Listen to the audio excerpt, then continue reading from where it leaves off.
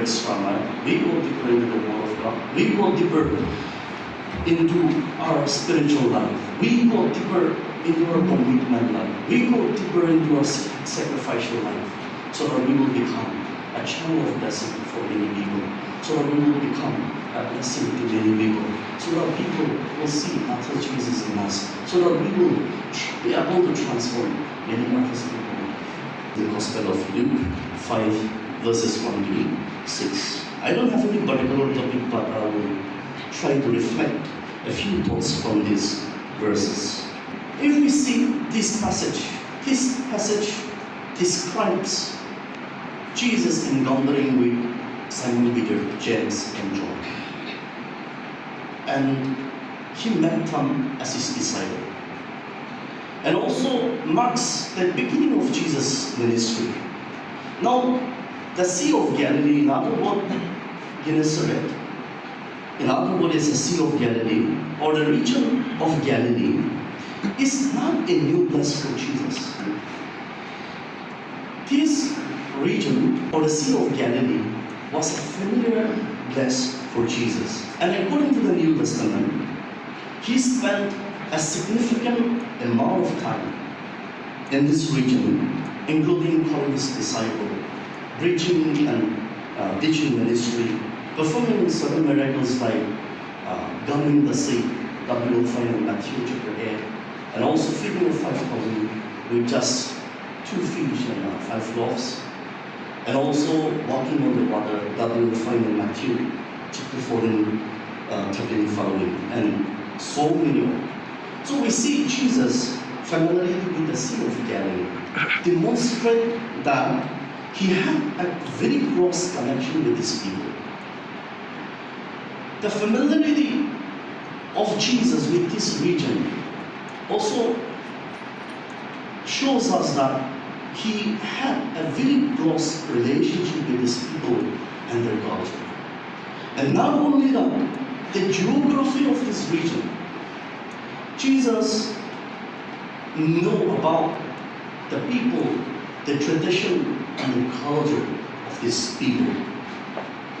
So we see that the Sea of Galilee, this Sea of Galilee is not just a name of a blessed in the Bible, but in the life and ministry of Jesus, this Sea of Galilee plays a very important role. And we see that Jesus used the Sea of Galilee to preach, to teach, to transform people, to talk about the kingdom of God, showing compassion, showing his authority to the people, and show them the way of righteousness and way of salvation. Now, when we see verses 1 to 3, we see that Jesus was somewhere, walking somewhere in the Sea of Galilee. And so many people were following after him. Now, Jesus might have felt the needs of these people. People were coming from different places with different problems and different reasons in their life. And Jesus might have thought or feel the needs of these people that he has to address, or he has to have a conversation. So he might have looked around the Sea of Galilee for a bless to teach them, or to preach to them, or to have a conversation with them, to understand their problems. And he saw 2 boats lying there at the shore. And the fishermen were washing the nets. So from the tribal theology perspective, Jesus might be like, "O Sadi, ito kung nakanawaset, mo ibar jolawo." I'm not speaking in tongues, okay? That's purely Nagamis. And what if Simon Peter was from Sumibumiri? "Oh, sure, you need to love it, I know."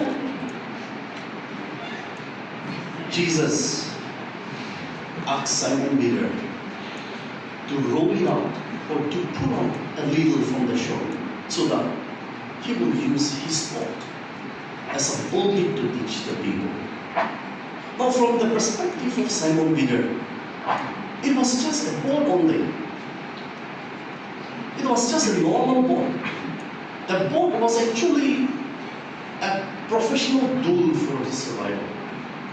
Now, Jesus asked Simon Peter to row it out a little so that he will stand there. He will stand there and teach the people. And he began to use Simon Peter's boat as a pulpit to teach and address his people.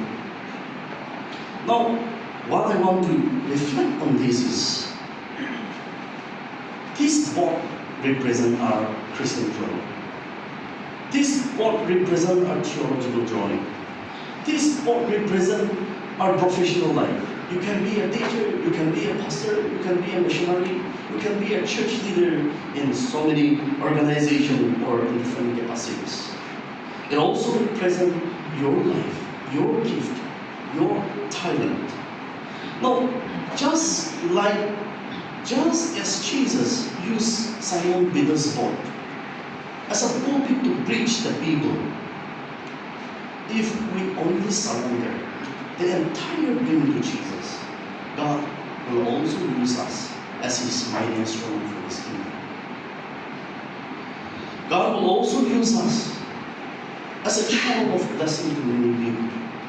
If we only surrender and give our entire being, like Peter gave all his professional tools to Jesus, He will use us, and then so many people will see Jesus in us. He will also use us to transform others' life, to transform the society, to transform the churches. God can use us. God will use us like Peter. Now, what happened when we give our life to God? What happened when we give our life to Jesus, completely to Jesus? I will bring one example from the book of 1 Samuel 16 verses 14 to 23. Here we find that King Saul was tormented by the devil. He was suffering. The devil was punishing him. He was going through a lot of things. Now we see that David, who is a very skillful musician, he submitted his all entire being to God. His talent, he dedicated his musical talent to God, composing psalms and songs for worship. So David, he himself submitted everything to God. That God's power was portrayed in his musical skills. So when he began to play the music, even the devil in Saul's life began to flee. And that's what really happened when we believe, when we give our life to Jesus. But the question is, would you also give your life 100% completely to Jesus or not? Or would you invite Jesus in your boat? That's the question we have. Maybe 15 marks for a final year student. Now, when we see from verses 4 to 6, we see that Jesus had finished teaching the people. He has finished speaking to these people. And now he began to instruct Peter what to do in fishing profession. Peter might have thought, or Peter might have so reluctant to listen to Jesus, because Peter, being a professional fisherman, knows where to fish, knows when to do. And now Jesus, from the carpentry, a professional of life, he might not know the formal experiences about fishing, but then he began to instruct Peter where to fish and how to fish. Peter might have thought so many things. Peter might have thought, I don't know, this fellow, I'm a professional, he not knowing, asking me where to fish. He might have a lot of thoughts. But then Jesus asked Peter to put down the nets into deep water, and something really happened. something really happened. So Simon Peter answered, Master, we have tried our best at all, but got nothing. But at your word, in your word, as you say so, as you command, I will obey your word, and I will put down the nets, as you told me. And Peter exactly did what Jesus commanded him to do. And we see from the following verses that they caught a large number of fishes. They experienced the miracle of Jesus. Now what I want to say is this. Peter is yet to become a born-again Christian. Peter is yet to be a disciple of Jesus. Peter is yet to become a disciple or an apostle of Jesus. He is yet to accept that Jesus is Lord and Savior. But then, he believed and acted what Jesus told him. And therefore he began to experience the miracle of God. He began to experience the power of God working in his life because he believed in the Word of God. Because he believed what Jesus had told him to do. Now, you remember those three Hebrews, the friends of Daniel. They decided to live, to act according to the Word of God. No compromise in their faith. They decided even to disobey the decree of the king. King Nebuchadnezzar built a large image, and then he commanded the people to bow down and worship when they hear the song. But these three Hebrews, the friends of Daniel, stood still, stood strong in the faith, and did not listen to the king's decree. So the king got furious, he got angry, and put them into the furnace fire. But what he saw was, he threw three of them into the fire, but he saw 4 persons dancing in the fire. Now, what I want to tell is that there is power in believing in the Word of God. There is power in believing in the Word of God. There is power, there is miracle in the believing in the Word of God.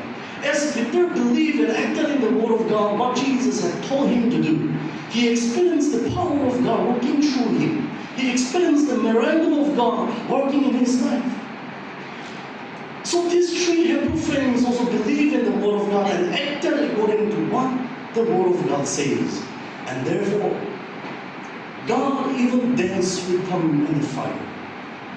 They were not harmed. When you believe in the Word of God, you will also begin to experience the power of God. You will begin to experience the working of God in your life. You will also begin to experience the blessings of God from so many ways. God will dance with you in the fire. God will dance with you. God will go along with you. God will fight for you. And He will be with you as we sing the song. We should raise a hallelujah. We should sing a little louder than what we are doing. We should go a little further in our faith. We should go deeper into our world. Now, very, very sad to say this, but I hardly see the theological students spending time in meditating the Word of God. I hardly see. I don't know how many of the IBDS students very serious in their meditation. As I said, I hardly see people reading the Word of God. I hardly see people meditating in the Word of God. And we blame the assignment. We blame the presentation. We blame our busy schedule. We are so busy in our own world that we don't have time for Jesus. And that's a very sad thing, actually, in the community of trained theological leaders. That's so sad, actually. God deserves our time. God deserves our praise and glory. God deserves our thanksgiving. God deserves to be praised. But what we do, we get so busy with ourselves. We have time for fun, we have time for friends, we have time for games and sports and that kind of thing. But we have a very limited time for God. We have very, very limited time for God. I'm telling you, we need to prepare by now. we have to act by now. When we are in the theological life, when we are in the seminary, when we are here in the college, we need to start. We really need to go deeper into the Word of God. We need to launch out our faith, launch out our spiritual life deeper and deeper into the Word of God. We need to go deeper, like Peter poured down his net into the deeper. We need to go deeper into the Word of God. We need to go deeper. We need to go extra mile in our studies life, in our meditation, in our prayer for God. We need to go closer to God, draw closer to God, and equip ourselves when we are still in the seminary. Because I tell you, the reality of life, or the ministry that expects, that awaits you out of the seminary, is not what we think. It is totally different. It is very, very different from what we expect. And your degree, the master's certificate, will never be enough to do a ministry. I'm sorry. Your gifts, your smartness is never enough to do a ministry. It doesn't matter how smart you are. It doesn't matter how gifted or talented, how beautiful or handsome you may be. Unless you go deeper, unless you launch out deeper into your faith, go deeper into the Word of God. If the Word of God is missing in your life, our ministry will be just like a sound without meaning. We all will always be a failure leaders or fellow ministers of God. And therefore, we need to go deeper into the Word of God. We need to believe and act what the Bible says. We need to go extra mile. If you see someone is losing hope, if you see someone is losing passion, if someone is so being lazy, encourage them. Encourage them to go deeper. Encourage them to go extra mile. Encourage them to go and meditate the Word of God. Spend time with God. And that is where God will begin to use us. That is where you will begin to experience the miracles of God. That is where you will experience the joy and peace of God in your ministry. And therefore, I encourage all of you that from today onwards, I'm not telling you that you are not doing it, but I know I've already roamed around all the seminary blogs and the rooms, and of course we are so busy in our own schedule. We are busy in our assignments and the paper presentation, the thesis, and we say we are so busy, fully banked with programs and all this, and we fail to meditate in the Word of God.